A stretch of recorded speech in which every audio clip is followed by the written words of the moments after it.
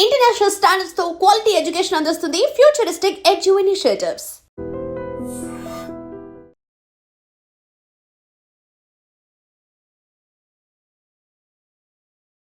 నమస్తే, welcome to I dream talking point with Kavitha.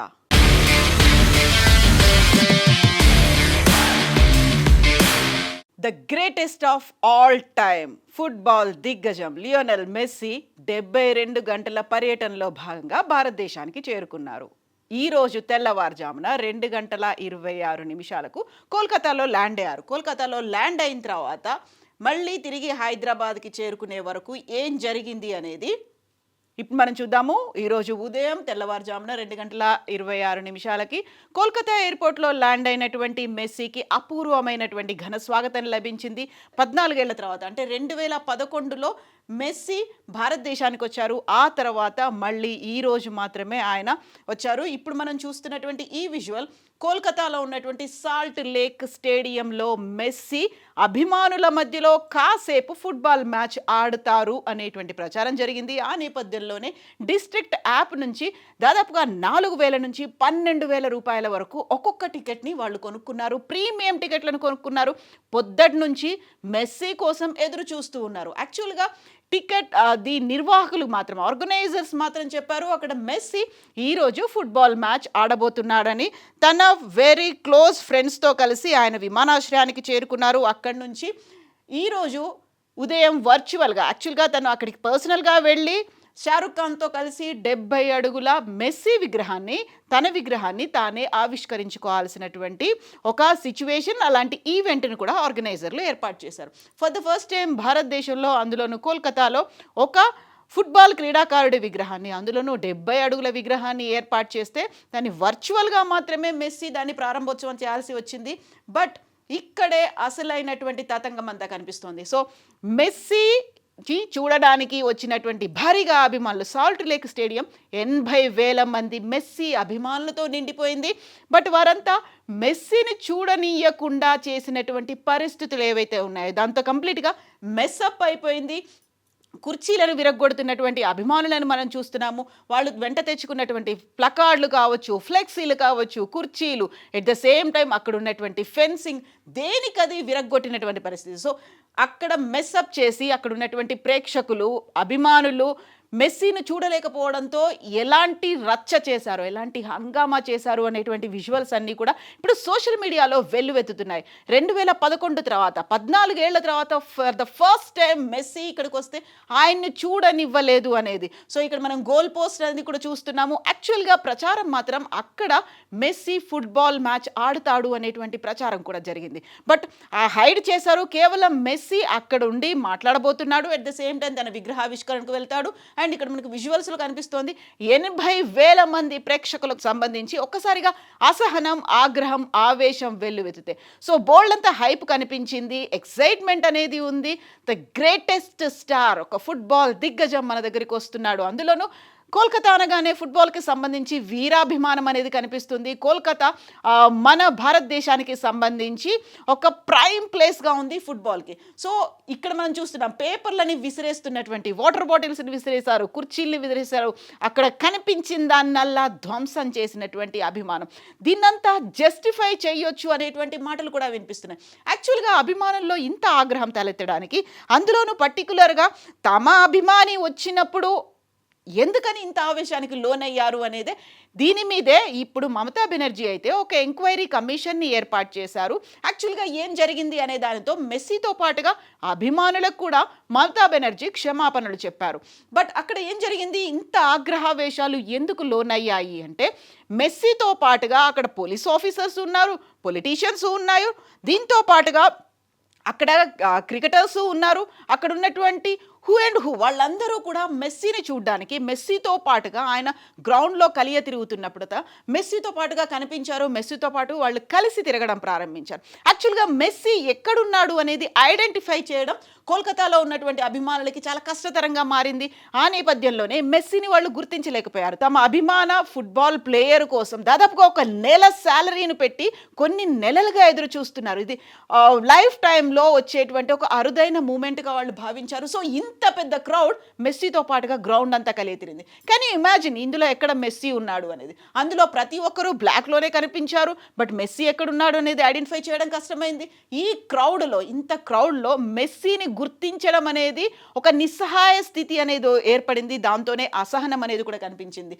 So ఇంత కూల్గా, అంత కంఫర్టబుల్గా వచ్చినటువంటి మెస్సీ కనీసం ఓపెన్ టాప్ జీప్లో అయినా స్టేడియం లోపల కలియ తిరిగితే బాగుండేది. అలా అయినా కనీసం మేము మెస్సీని చూసేవాళ్ళం. ఎక్కడ చెయ్యి ఊపినట్టుగా కానీ, కనీసం మెస్సీ అనేటువంటి తన టీషర్టును కానీ, తన జెర్సీని కాను తను వేసుకోకపోయేసరికి మెస్సీని గుర్తుపట్టలేనిటువంటి పరిస్థితులు ఏర్పడ్డాయి. ఈ నేపథ్యంలోనే అక్కడ గొడవ జరిగింది, నానా రచ్చ జరిగింది, రభస గందరగోళం. ఈ నేపథ్యంలోనే అన్ని కార్యక్రమాల్ని మెస్సీ క్యాన్సిల్ చేసుకున్నటువంటి పరిస్థితి. యాక్చువల్గా సౌరవ్ గంగూలీని ఆయన మీట్ అవ్వాల్సి ఉంది. షారుఖ్ ఖాన్తో కలిసి వర్చువల్గా తన విగ్రహాన్ని ప్రారంభోత్సవం అన్వీలింగ్ చేసినప్పటికీ కూడా మమతా బెనర్జీని కలవాల్సి ఉంది. సో టీమిండియా మాజీ కెప్టెన్ సౌరవ్ గంగూలీని కలవాల్సి ఉంది. వాటన్నిటిని క్యాన్సిల్ చేసుకొని మెస్సీని తనకున్నటువంటి వ్యక్తిగత సహాయ సిబ్బంది, వ్యక్తిగత సెక్యూరిటీ గార్డులు మళ్ళీ తీసుకెళ్ళి హోటల్ రూమ్కి తీసుకెళ్ళినటువంటి పరిస్థితి. సో ఎక్కడికక్కడ అన్ని క్యాన్సిల్ అయిపోయాయి. అబ్రప్ట్గా ప్రోగ్రామ్ ఎండ్ అయిపోయేసరికి అసహనం అనేది కనిపించింది. సో అక్కడి నుంచి బయలుదేరినటువంటి మెస్సీ 4 గంటలకి హైదరాబాద్లో ల్యాండ్ అవ్వబోతున్నారు. అక్కడి నుంచి ఫలక్నుమా ప్యాలెస్కి చేరుకుంటారు. సో ఎంపిక చేసినటువంటి ఫస్ట్ 100 మెంబర్స్ ఎవరైతే 10 లక్షలు కట్టారో వాళ్ళతో మీట్ అండ్ గ్రీట్ కార్యక్రమం ఉంటుంది. వారితో మెస్సీ ఫోటోలు దిగబోతున్నారు హైదరాబాద్కి సంబంధించి. ఆ తర్వాత 6:30కి ఉప్పల్ స్టేడియంకి చేరుకుంటారు. అక్కడ 20 నిమిషాల పాటు ఫుట్బాల్ మ్యాచ్ ఉంటుంది. లాస్ట్ 5 నిమిషాల్లో సీఎం రేవంత్ రెడ్డితో కలిసి మెస్సీ ఫుట్బాల్ మ్యాచ్ ఆడబోతున్నారు. అదే టైంకి రాహుల్ గాంధీ కూడా వస్తారు, ఆ మ్యాచ్ని చూస్తారు. ఆ తర్వాత మెస్సీ ఆ ప్రోగ్రామ్ అయిపోయిన తర్వాత ఫలక్నుమా ప్యాలెస్కి వెళ్తారు. అక్కడ నుంచి రెస్ట్ తీసుకుంటారు. ఆ తర్వాత ముంబైకి వెళ్తారు. ముంబై నుంచి ఢిల్లీకి వెళ్తారు.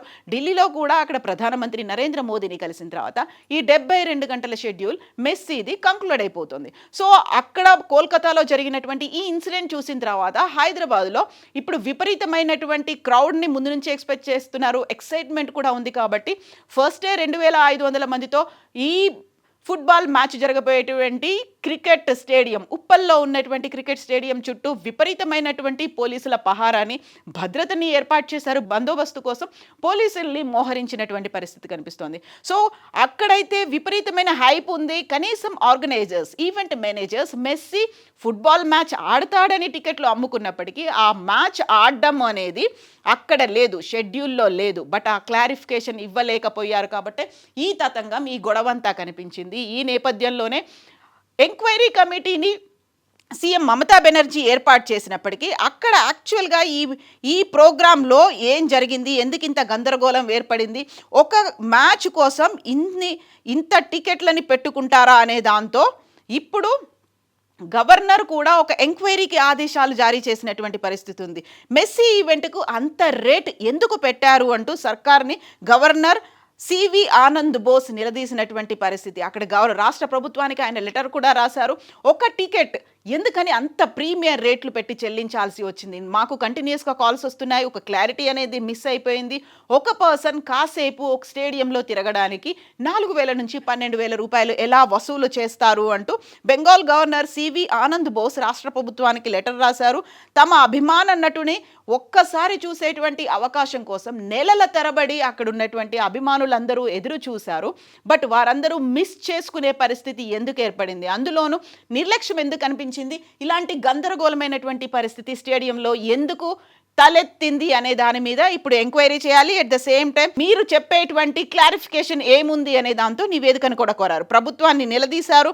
ఈ నేపథ్యంలోనే సామాన్య ప్రజల మనోభావాలను సొమ్ము చేసుకునేందుకు ఒక వ్యక్తికి, అదే ఆర్గనైజర్కి ఎవరు అనుమతి ఇచ్చారు, ఈ మేరకు మీరు మాకు కంప్లీట్గా క్లారిఫికేషన్ ఇవ్వండి అనేటువంటి ఒక నివేదిక మాకు అందచేయాలి అని ఆయన నిలదీశారు.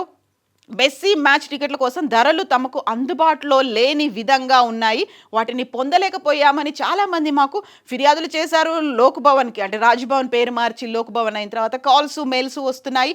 ఈ నేపథ్యంలోనే అభిమాన ప్లేయర్ కోల్కతాకి వచ్చినప్పుడు సామాన్య ప్రజలు అతన్ని ఎందుకు చూడలేకపోయారు? ఇంత భారీ టికెట్లు పెట్టి కొంతమందితో మాత్రమే మెస్సీని ఎందుకు తిప్పించారు? కనీసం ఓపెన్ టాప్ ఫెసిలిటీ అయినా ఎందుకు కల్పించలేదు? ఇవన్నీ బోల్డని క్వశ్చన్ మార్క్స్ ఉన్నాయి. వివరణాత్మకమైనటువంటి నివేదికను ఇవ్వాలి అంటూ గవర్నర్ లెటర్ రాశారు. ఈ నేపథ్యంలోనే ఎముకలు కొరికే చలిలో కూడా పొద్దున 2:26 అక్కడ ఎయిర్పోర్ట్ దగ్గర కూడా ఎదురు చూసినటువంటి అభిమానులకి అక్కడ నిరాశ ఎదురైంది. సాల్ట్ లేక్ స్టేడియంలో కూడా ఇంకోసారి నిరాశ ఎదురైంది. అందుకే ఇప్పుడు అక్కడ జరిగినటువంటి ఈ కార్యక్రమం ఉద్రిక్తత, ఒక రచ్చరచ్చ గందరగోళాన్ని జస్టిఫై చేసుకుంటున్నారు. బట్ వీటన్నిటికీ ఒక పెద్ద క్వశ్చన్ మార్క్ కనిపిస్తోంది. ఎందుకని ప్రాపర్గా ఆర్గనైజ్ చేయలేకపోయారు? వసూలు చేసినటువంటి డబ్బులకి కనీసం ఒక జస్టిఫికేషన్, కనీసం దూరం నుంచి అయినా 80,000 మందిలో ఎందుకని మెస్సీ కనిపించలేదు? అదే క్వశ్చన్ మార్క్. ఆ నేపథ్యంలోనే హైదరాబాద్లో ఎలాంటి పరిస్థితులు ఉంటాయి అనేది. బట్ దీనికి సంబంధించి తెలంగాణ రాష్ట్ర ప్రభుత్వం ముందుగానే ఏర్పాట్లు చేసింది. పటిష్టమైనటువంటి భద్రతని స్టేడియం చుట్టుపక్కల ఉంచింది. అట్ ద సేమ్ టైం స్టేడియంలో కూడా పోలీసులు అయితే ఏర్పాటు చేశారు. సో ఈ ఓవరాల్ మెస్అప్ గురించి మీరేమనుకుంటున్నారు? మెస్సీ కోసం జరిగినటువంటి మెస్అప్, స్టేడియంలో గందరగోళ పరిస్థితుల గురించి ఏమనుకుంటున్నారో కామెంట్స్ రూపంలో తెలియజేయండి. And for more videos, Please subscribe to iDream. Please subscribe to iDream. Please subscribe iDream. And please subscribe to iDream. For more videos, subscribe to iDream. please like, share, and subscribe to the channel. Congratulations, iDream. subscribe to iDream. Subscribe to iDream. So subscribe to iDream Media. iDream team అందరికి huge congratulations. Please subscribe iDream Media. Please subscribe to iDream. Subscribe iDream. Please subscribe to iDream. iDream అంటే నా కళల ఛానల్ను subscribe చేసుకున్న నోరు తిరుగుతలేదు. మీరైతే గంట గుర్తు కొట్టండి. For more such videos, please subscribe to iDream. Subscribe to iDream. Please subscribe to iDream. Please subscribe iDream Media. Please do subscribe to iDream. Please subscribe to iDream Media. For best entertainment and information, please subscribe iDream. And don't forget to subscribe to iDream.